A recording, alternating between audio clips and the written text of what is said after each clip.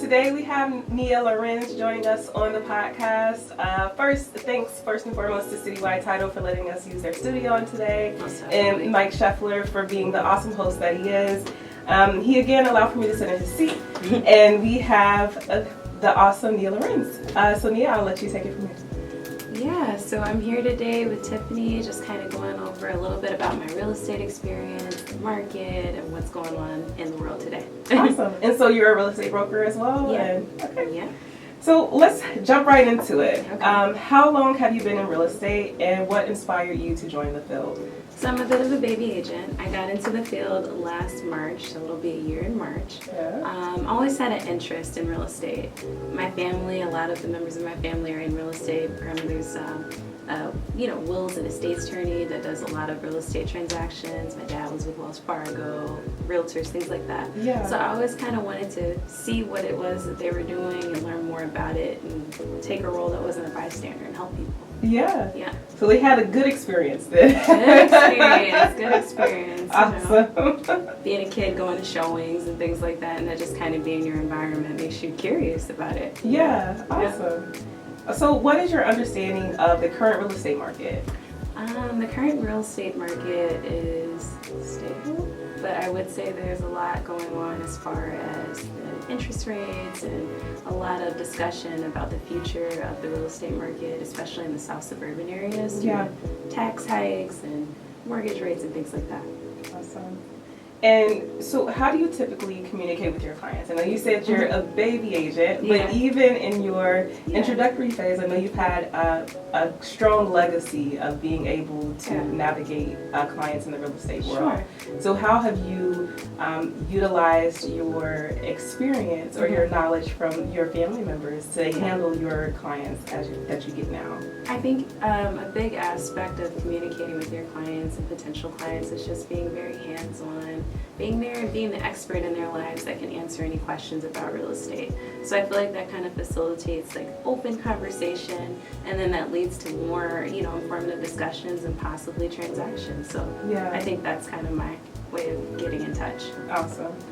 And so what marketing strategies do you use to promote listings or even yourself? Yeah, so social media, lots of social media, Instagram, do have like a website through Beard & Warner. Okay. Just kind of getting the word out there through different channels of social media and seeing where people's interest is and kind of just letting people know about what properties are on the market. Nice. And so in your current experience, how have you handled negotiations and difficult situations? To be a baby agent, I have learned quite a bit in a short time, like almost a crash course of sorts. Yeah. I feel like a lot of negotiation as far as skills that I've learned and ways that I, adapt to difficult situations. I feel like there's a lot of just keeping a cool head, more knowledge and more questions being asked, the more information that you can bring to the table, which then kind of smooths over disagreements and helps you guys reach some sort of conclusion that'll be beneficial to all the parties involved. Yeah. So more questions, a cool head, calm, Yes. Yeah. Absolutely. And so you spoke to bringing knowledge to the table, that being one of the key ways that you handle difficult situations and are able to negotiate. And so one of those things, it seems like, is the Smart Buy IDA As program. of February 2025, the Smart Buy IDA program has now ended. However, IDA still offers a number of down payment assistance programs for first-time home buyers. Please visit their website for more information. Student loan forgiveness plus $5,000 towards your down payment on a home. Awesome. So I know there are a lot of people that, feel that cost is kind of prohibitive to them getting a home. A lot of people, especially in our generation, that are affected by the debt to income ratio, student debt, things like that. So I feel like that will kind of remove a lot of barriers to people becoming homeowners, especially those that don't think that they'll qualify and things like that. Awesome. That scary DTI that they talk about. Yeah, we want to get that as low as possible. Definitely. So So definitely kind of take those blockages and move them out the way for people. I want more people to know about it for sure. Absolutely. What are the eligibility requirements for getting with the Smart Buy program? So I believe it's a 640 score. There is like a educational requirement, so you'll take some courses where you learn a little bit about the home buying process, kind of inform, first-time home buyers about what they need and things like that, which is really beneficial because you want to come into that process more knowledgeable than that. Yeah. And then, as far as the individual details of the loan itself and how to qualify, I do know some great lenders. So yeah. Yeah, shameless plug there. She's Yeah, got the lenders that can get you Ida. Yeah. Awesome. So outside of real estate, what are some things that you're passionate about or that interest you? Yeah, so I do have a really big passion for health and wellness. My brother and I have co-founded a company called Flower Girl. Wow. So we're a hemp brand. We do a lot with lifestyle products, relaxation, skincare. We do have some vapes and things of that nature as well. Just kind of trying to bring more of our generation and our demographic to the hemp space, as there isn't a lot of representation there. Yeah. That helps with that cool head too. Yeah, there, right? In a positive way. Yeah. And so as you are very engaged in the hemp business, I see that you're very active on Instagram. Yeah. And even with legislation, I think that you guys do an amazing job. Well, thank you. I'm looking forward to all the Flower Girl is going to Yes. become. But how do you believe that the hemp business is affecting or could affect real estate? Sure. There's a lot of crossovers between the two industries. A lot of people that find success in real estate then go on to become hemp entrepreneurs. Yeah. There's a lot of need for facilities. There's a lot of need for storefronts. There's a lot of need for more, entrepreneurial support. Yeah. So I think that real estate and hemp are kind of tied in the sense where, you're wanting to build your portfolio in multiple ways, and hemp is a way to do that. So I think as we speak to as we spoke to your hemp business, it also flows well with the real estate and your overall passions for health and wellness. Right. And I think that those two together allow for you to do to continue to create or help create generational wealth. Exactly. And so, what is one of your approaches with those two that helps you create generational wealth for your clients? So I feel like as far as, as you're coming into home buying and coming into wanting to have something of your own, a big thing that you need to look at is where you'd like your life to be 5 years from now, 10 years from now, 15 years from now. Yeah. And having property, growing equity, having something to pass on to future generations is one of the biggest predictor for generational wealth. Yeah. And I feel like in our communities, more knowledge the better as far as credit and as far as estates, as far as just being able to leave those resources for someone else, and also so that we have an overall financial literacy, which is definitely needed. Yeah, absolutely. And as we look at the current real estate market, and we're trying to help generate that generational wealth, there have been a lot of new developments specifically for realtors here in the state of Illinois. Yeah. Well, nationwide, actually. Yeah. So as we think about that, how have you seen impact on the housing market, specifically for realtors, now that commissions can no longer be listed on MLS? I think it's been a positive thing. Awesome. I think it's been a positive thing because there's more transparency. In previous markets, I came at the end of all this, but I did do a transaction before all of the lawsuit and everything happened.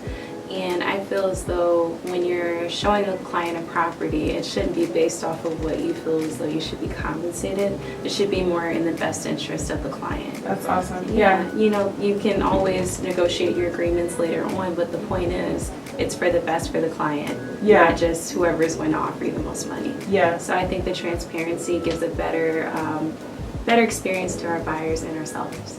I think that's an amazing point. Like you said, the reason that you're into this business is because you are wanting to help people create generational wealth. Right, and not just there for a check. Not just the bottom line. I mean, that's a great perk, but you have to be giving people the correct instruction because you're the expert for them. So that's awesome. So another new development is the requirement for an agent to have an agreement signed before touring a home. Yeah. How do you think that has influenced buyer behavior in the market as a whole? I think that's also a positive thing. And the reason being is because before all those things were, mandatory or something that was needed, by law, honestly, a lot of agents were already implementing them to kind of weed out who's actually really seriously committed to purchasing a home versus who is just looking.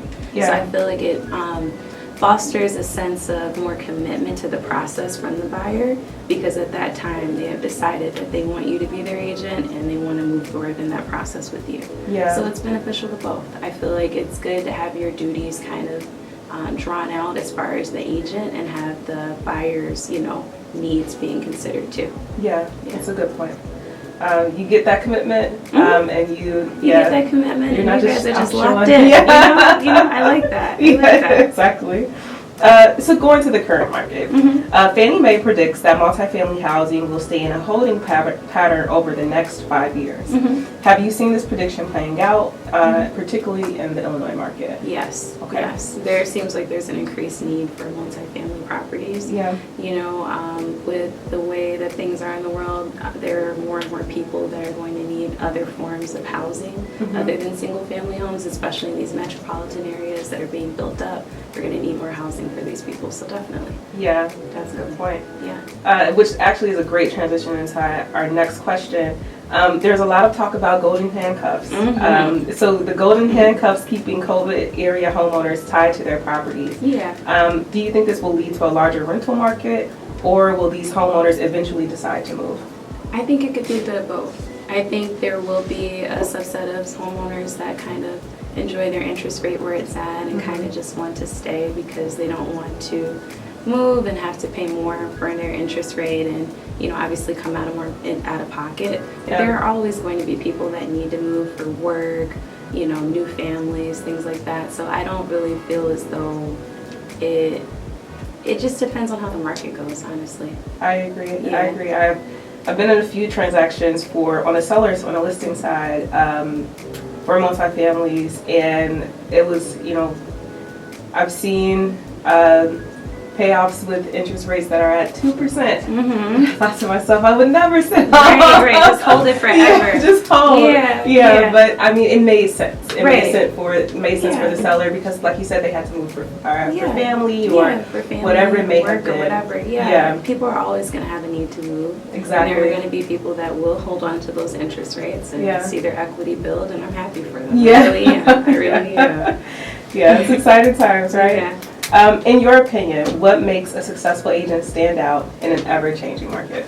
I think an agent that kind of retains true to themselves, you see what you see is what you get, is really out there to advocate for their client and is willing to go the extra mile when it comes to just being someone's advocate in a transaction. I feel like that really helps you stand out. Absolutely. Yeah, just be yourself. Yeah, for sure. Authenticity and dedication, I think those are all things that you encompass. Yeah. I'm looking forward to all that all that Flower Girl will become, and also to see you continue to develop and flourish as a real estate agent. Okay, if you want, drop your websites and your socials for people to follow you and get in contact with you. You can follow me on Instagram at Nia, N-I-A, Lorenz, L-L-O-R-E-N-S _ And you can also follow me at Flower Girl Co. Flower, F-L-O-W-E-R, girl without an I, G-R-L, Co. C-O. Nice. Awesome. Well, thank you so much, Nia, for being here today. Thanks for having me. Absolutely. We look forward to keep us included with all the new developments you have going. For sure. Again, thanks to Citywide and Mike Scheffler. Yes, thank you so much, you guys.